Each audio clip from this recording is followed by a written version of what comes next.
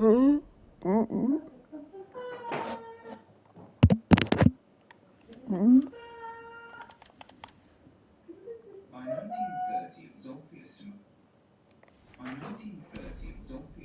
aviation experts that the traditional biplane fighter had reached the limits of its development.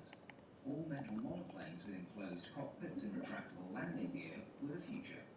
In December 1933, the US Army adopted the Boeing B-26 as its frontline fighter. Despite the last aircraft not being delivered until 1936, the B-26 was a halfway house between old and new fighter concepts.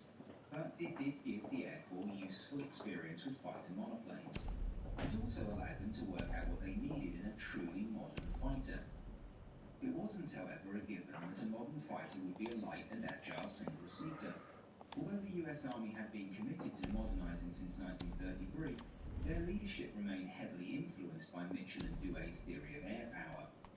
Part of the General Staff, led by a certain Lieutenant Colonel Henry Harvey Arnold, argued that the Army needed a multi-seat fighter that would be effective in combating large bomb formations.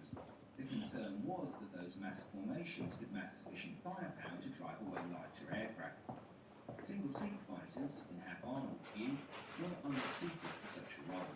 He wasted no time and instructed the Army Air Corps leadership to issue orders for the development of suitable aircraft. As in European air arms, there were different opinions within the US Army, most prominently represented in this case by the Louisiana teacher turned fighter pilot, Captain Claire Lee Chennault.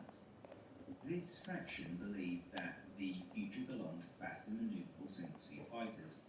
The main issue with their argument was that such aircraft required powerful new engines, which at the time didn't exist. This was one of the reasons why the Army initially issued no specific requirements for a new aircraft. It was stated only in general terms that it should be faster and better armed than machines then in service.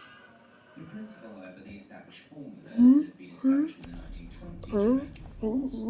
Armament was limited to two 7.62mm machine guns and only light armour would be fitted. Heavier protection would undoubtedly reduce performance. The fundamental limitation at the